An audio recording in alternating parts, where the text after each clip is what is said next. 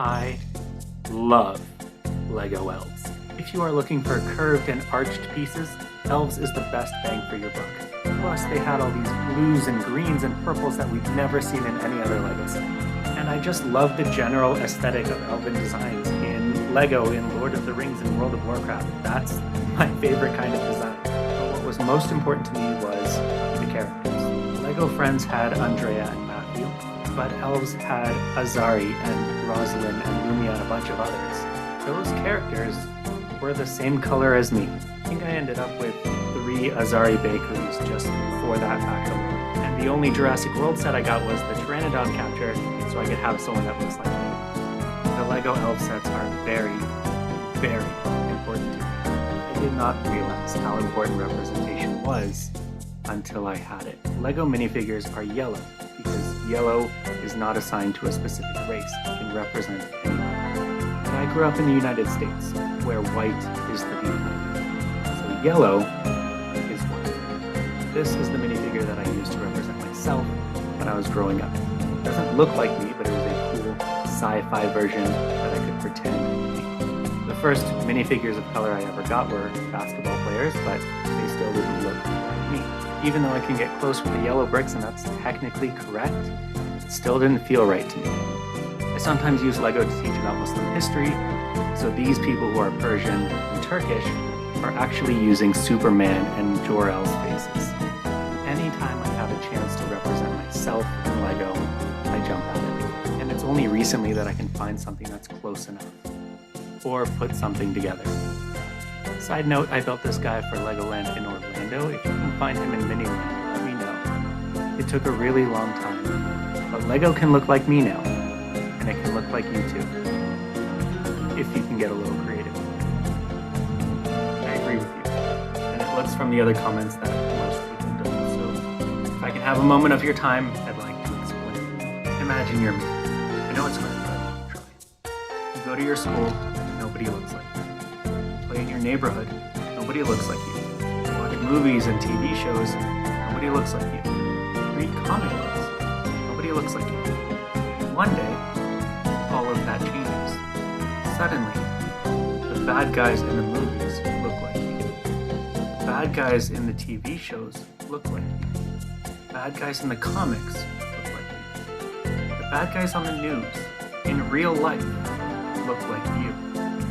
If all the bad guys look like you, what does that make you? In the last video, I said I got the Pteranodon capture set because that minifigure is the first one that is supposed to look like me. It's a South Asian Muslim man with a grumpy face. I got the set before I watched the movie, and spoiler alert, he's a bad guy. Representation isn't about seeing your skin color on the screen or in your toys. I think that's a very shallow way of looking at it. Representation is finding out who the world thinks you are. When someone who doesn't know you looks at you, who do they see? All of that is informed by who you spend your time with, the media that you consume, and yes, the toys that you play with. That is why representation is so important. This guy, also in my profile picture, is custom printed. Because I don't want the world to tell me who they think I am anymore. So I am not the best person to answer this question, but the army from Indiana Jones came back, so Indigenous commentators have more important things to talk about right now. I am going to stay in my lane and talk about this from a literary perspective. Shout out to my lit. I'm at the office. Throughout all of human history, a very popular literary genre has been bizarre adventures in far-off lands, aka lies about foreigners. These are your Washington Irvings, your Rudyard Kiplings, your Marco Polos.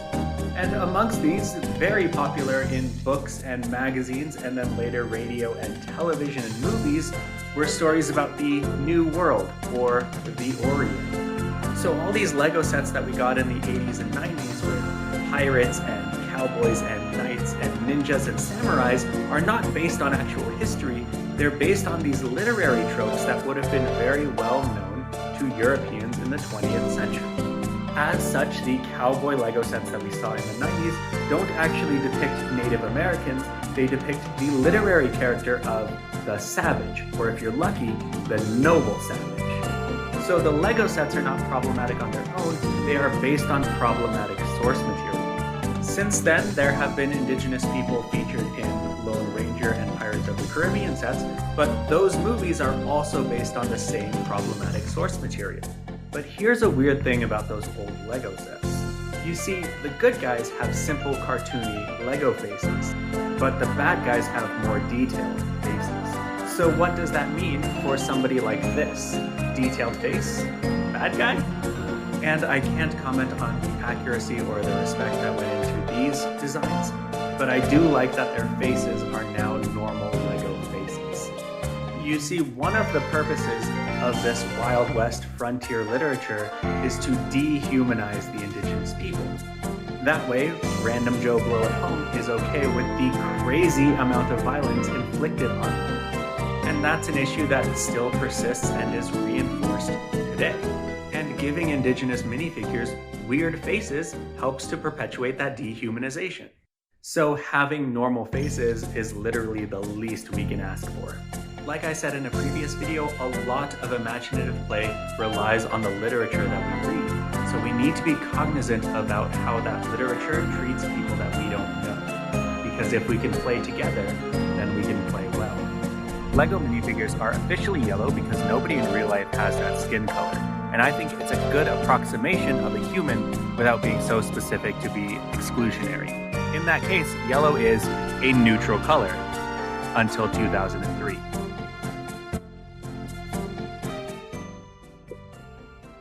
That's when yellow stopped being neutral for me.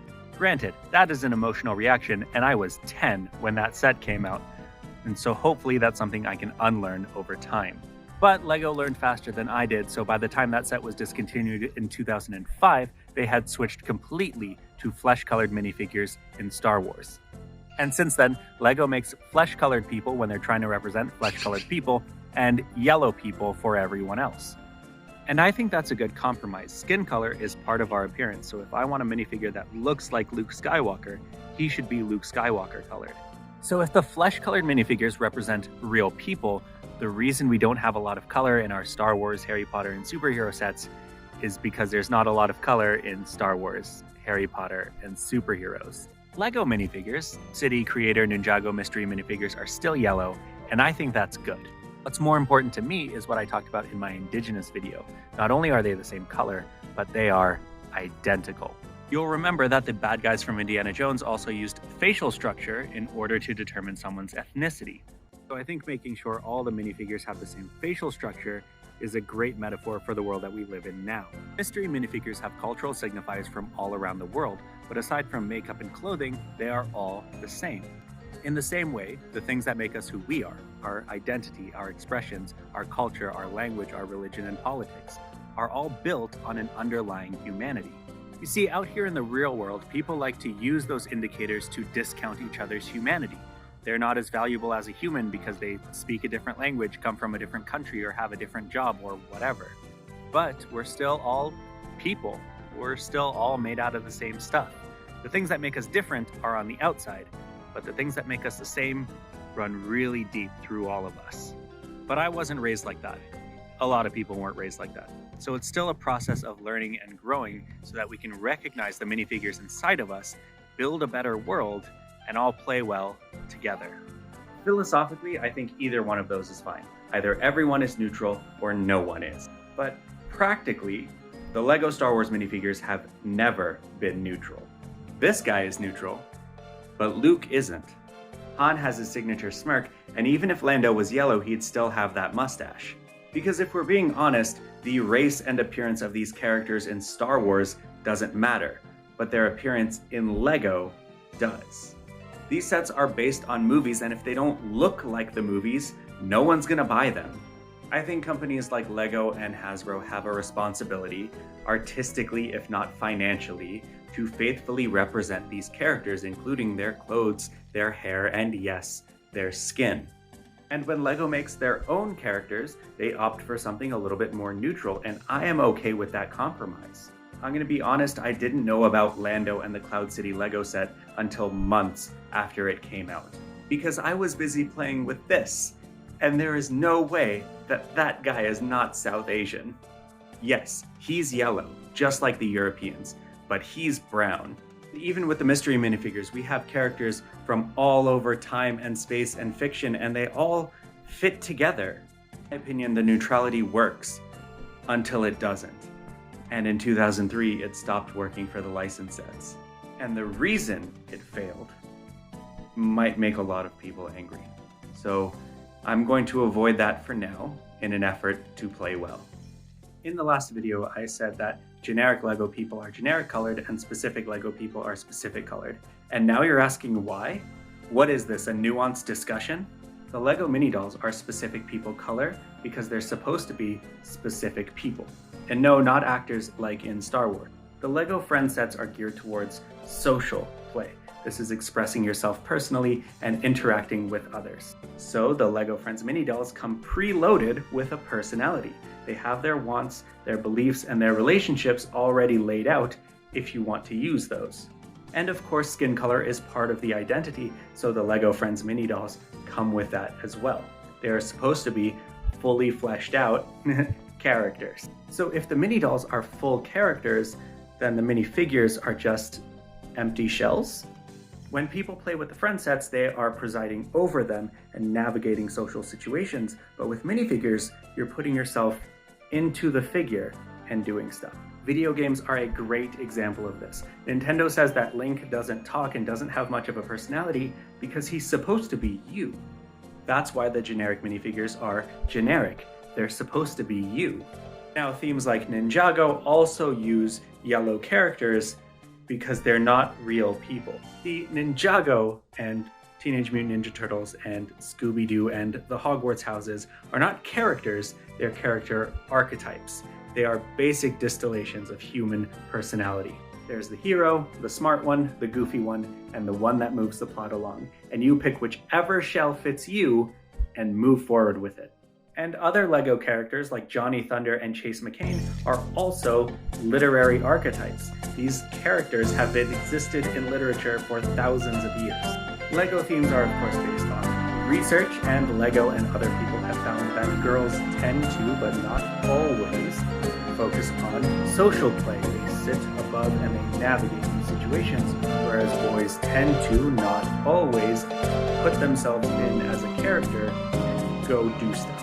And while this is LEGO catering to demographics that they know exist, that doesn't mean you need to play with them the way that it's intended. The whole point of LEGO is that you can jump into these stories if you want to, and you can make up stuff if you want to, so long as you play well. I said I don't pay attention to LEGO rumors. Maybe I should start. Now, I already have my opinions, but I'm open to new ideas. So before I make a video, please let me know what you think about this development. You're right. They Legos. There doesn't need to be a deeper meaning. It's a colorful building toy for children. You build it, you take it apart, you play with it, and sometimes it looks like the movies. That's it. Now, LEGO, like all companies, has a history, and I personally find history interesting, but not everybody does. But in the video that you commented on, there was a blink and you miss it moment where I stopped talking about LEGO and started talking about people. And I think people are endlessly fascinating. I think that everything a person does or says or even plays with is a reflection of who they are and what they value, but again, not everybody needs to agree with that. For example, you are presumably a person, and I only know two things about you, what's here in this comment. And from those two bits of information, I'm going to assume that you disagree with me when I say that humans are endlessly fascinating. I'm going to assume that you think people and their values and beliefs are completely arbitrary. There's no deeper meaning, there's no connection, and studying them and trying to relate to them is a futile effort. Now that is a broad assumption that should definitely not be made based on your comment alone, but it is reinforced by your username. The arbitrariness of the world that we live in and the futility of understanding it is the basis of the show Seinfeld. And as far as I know, you're Seinfeld Lover 219. Now, is that strictly true? No. Is it a safe assumption based on only the information that I have? Yes. And that's what makes it fun. See, this whole thing was a trap. None of my videos are about LEGO. They're all about people. And people like to use Lego to express themselves. And again, you don't have to agree. That is the joy of having diversity in human thought. But these are fun for me, so I'm going to keep making these videos. So, Seinfeld Lover 219, if you want to continue this journey with me, welcome on board. But if you don't, I completely understand. Go play well wherever you want to. So we've been talking about how Lego minifigures use people colors when referencing real people and yellow to make generic characters. But Duplo doesn't do that. And there are two main reasons I think it works for Duplo, but it won't work for Lego. One of my favorite parts about playing with Lego minifigures is mixing and matching pieces to create new characters. And if all of the pieces are the same color, it makes mixing pieces a lot easier. If all the minifigures are different shades of human and you want to make someone new, not only do you have to swap the head, you also have to swap the hands. And the hands tend to wear down very quickly when you swap them. Not only that, but you also have to match the head and the hands to any skin that is printed on the body, such as necklines or short sleeves or skirts. For safety reasons, Duplo characters are not supposed to come apart, so no matter how you play with them, they will always have consistent skin color. The second reason is that Duplo is for younger builders. One of the first things that babies can recognize is the human face, but artistic and abstracted faces take a few years of development to be able to recognize. So by including more and more accurate facial features on the Duplo figures, such as prominent noses, ears, scleras, and yes, skin color, these are more easily recognizable for younger builders. And how people of different ages react to toys with faces is a very interesting subject. So while I'm making a part 2, you guys can continue to play well. Hot take, Lego minifigures don't have faces. There is no way you can say that this is objectively a human face. And to prove it, I'm going to show you something scary. Close your eyes now if you don't want to see it. Ready? Adam Savage put Lego features onto a human, and I hate it. I hate it so bad. You can open your eyes. This is a chart from Scott McCloud's book, Understanding Comics, representing the pictorial vocabulary of the visual arts. Here where I am is reality, and all the way on the other side is where we have our Lego minifigure. The generic Lego minifigure is the bare minimum for us as humans to recognize that as a face. Anything less than that and it would be pure abstraction. Other Lego figures like the Technicians and Jack Stone would be closer to reality, and Duplo and Belleville would be even closer. Themes like Bionicle and Hero Factory would be farther up the chart, less of a face and more just shapes. So that's where Lego figures exist theoretically, but what does that mean for us? Humans are very good at recognizing other human faces. Not necessarily who those faces belong to, but we can recognize when there is a face. Because our brains are only looking for the bare minimum of facial structure, we can develop facial pareidolia, the times when we see a face that doesn't actually exist. This is a common example of facial pareidolia. Look at that guy. This phenomenon is often combined with object personification, an inclination that humans have to ascribe thoughts, feelings, and personality to inanimate objects. So the ability to recognize when there is a face is one of the first things that we develop as a baby, and it sticks with us for the rest of our lives. But object personification hits its peak from ages 5 to 12. So you'll notice that a lot of the Lego sets that are aimed at ages 5 through 12 are aimed at character play, because that is the age when children can take something that is barely a human and turn it into a full-fledged character. And that's why Duplo figures are much more detailed than Lego minifigures. The part of our brain that relates to them is still growing. Now, research shows that object personification starts to decline after the age of 12. But just like any other cognitive pathway, it's use it or lose it. Even if you've already lost it, it may be possible to regrow your ability to play pretend. You just need to practice. And practicing personification can help you relate more to other people. Yes, even if you're neurodivergent. So playing well with toys can help you play well with others. Sorry, I think you misheard me in my previous video. I said that the skin color of a character usually doesn't matter. Obviously, if a story takes place in our world where the color of our skin affects the experiences that we have on a daily basis, then yes, the skin color matters. But for Star Wars, it doesn't. There's no character reason for Lando Calrissian to have the skin color that he does, but once Billy Dee Williams was cast, that's what Lando looks like. And that means all the Lego minifigures need to look like Billy Dee Williams. Childish Gambino needs to look like Billy D. Williams. And Billy D. Williams needs to look like Billy D. Williams. And Billy D. Williams needs to look like Billy D. Williams. And believe it or not, I'd say the exact same thing for Ariel and the Little Mermaid. In 1989, Ariel looks like this. In 1992, she looks like this. In 2000, she looks like that. And in 2008, she looks like this. And in the parks, she looks like this. Or like this. See, with Ariel and Lando, there is no story or character reason for them to be the color that they are. But as soon as the character is cast or drawn, that's what the character looks like. Once you start telling the story, there is a certain expectation that the characters will remain consistent throughout. This is why recastings are such a big issue in movies today. Except I guess when they're not big issues. But the thing is, next year we're not getting Little Mermaid 3. It's not a continuation of the same story. We're getting Little Mermaid 1. A chance to start over. And we had a chance to start over with a Little Mermaid 1 in 2019. And in that one, Ariel looks a lot like Moana. So we're back to square one, which means the characters can look like whatever the storytellers want them to look like. However, I'm not sure I trust Disney with this one.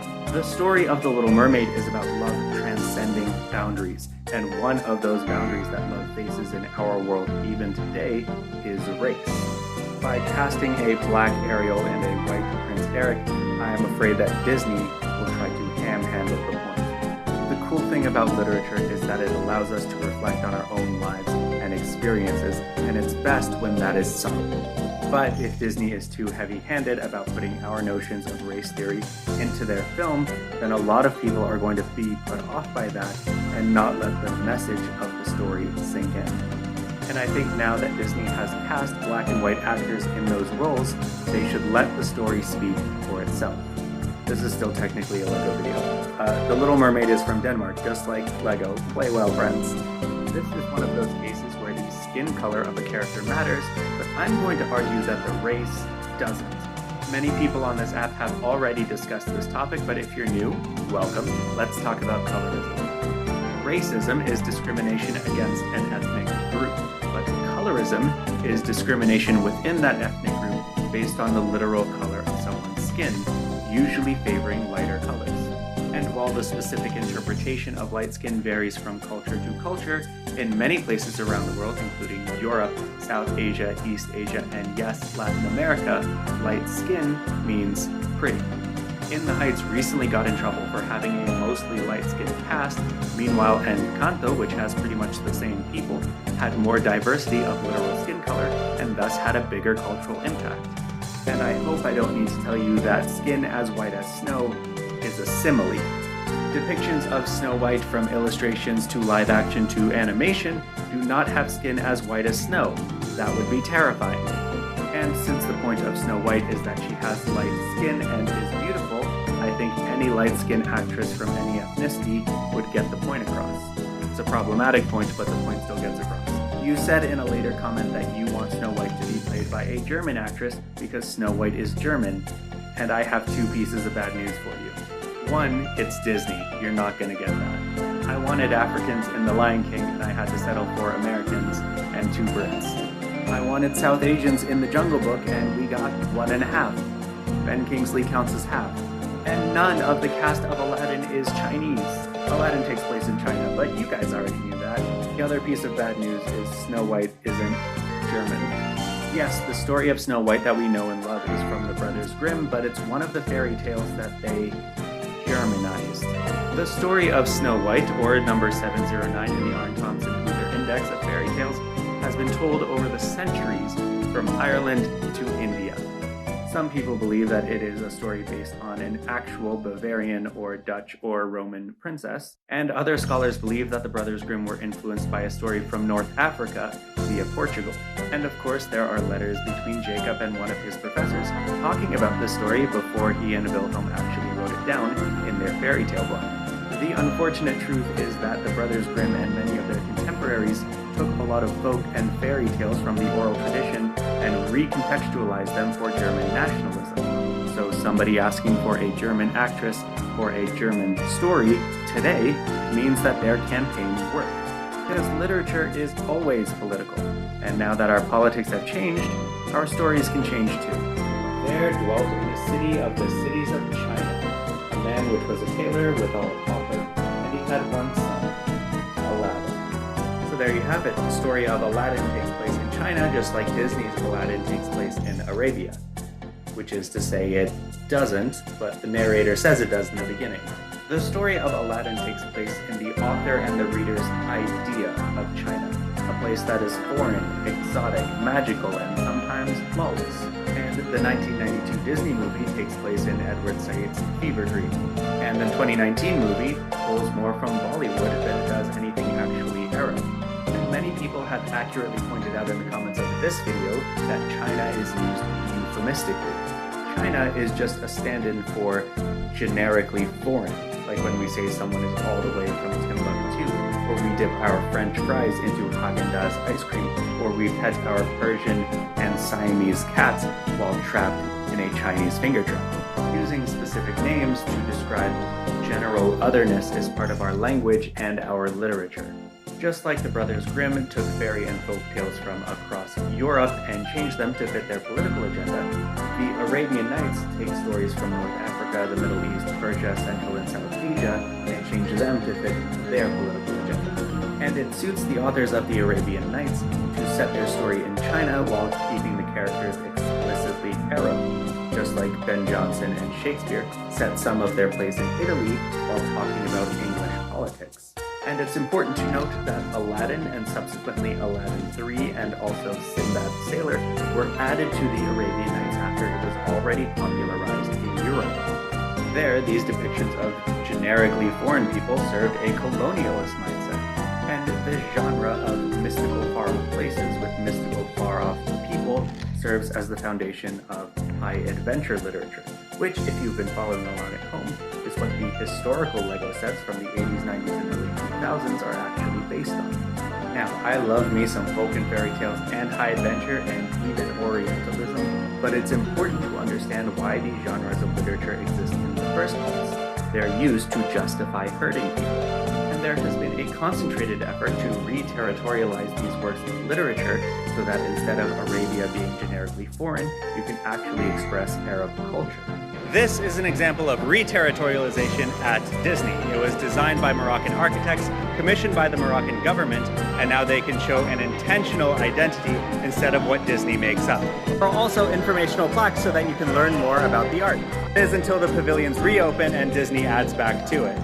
I grew up in the United States. I went to American public school from kindergarten to grade 12, and the entire time I learned about Indigenous people in the past tense. There was no indication throughout my formal education that Indigenous people, their culture and language still existed until I went to a reservation in Mexico. There I saw Indigenous people in their quote-unquote natural habitat, just like animals in the zoo. But now I'm in Canada for the next 2 hours, and in Canada, the Indigenous people are acknowledged formally, and that's about it. They are still treated as second-class citizens, they are still harassed by the police, they are still disappearing in crazy numbers, many of them don't have access to clean drinking water, and we are still digging up the bodies of their children from under Canadian schools.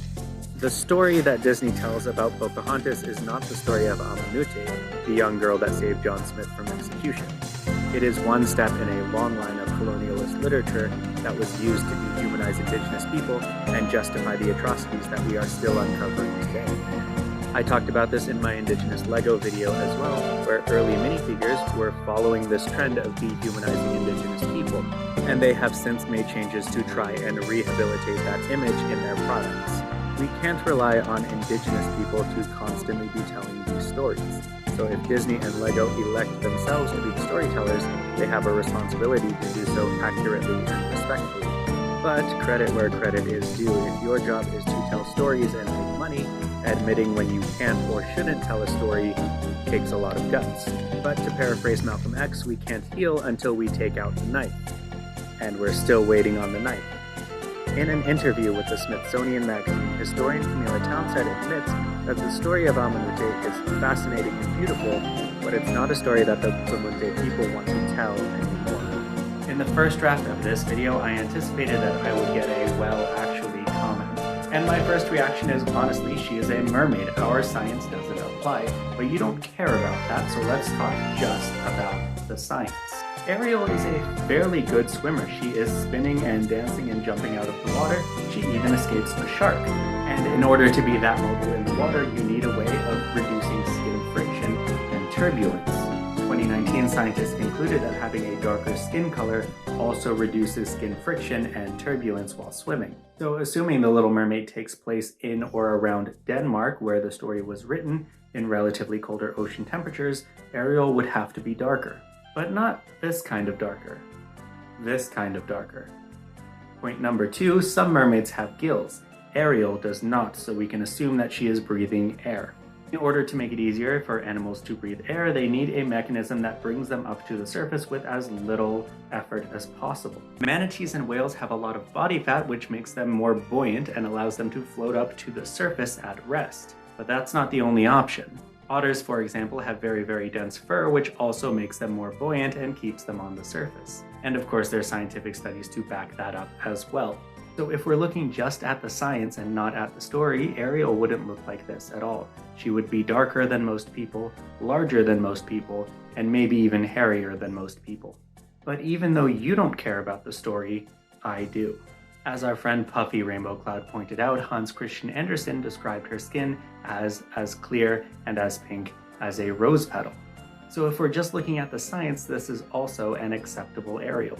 That would also support your claim that she's pale because she lives at the bottom of the ocean, even though she doesn't live nearly deep enough for it to affect her skin color.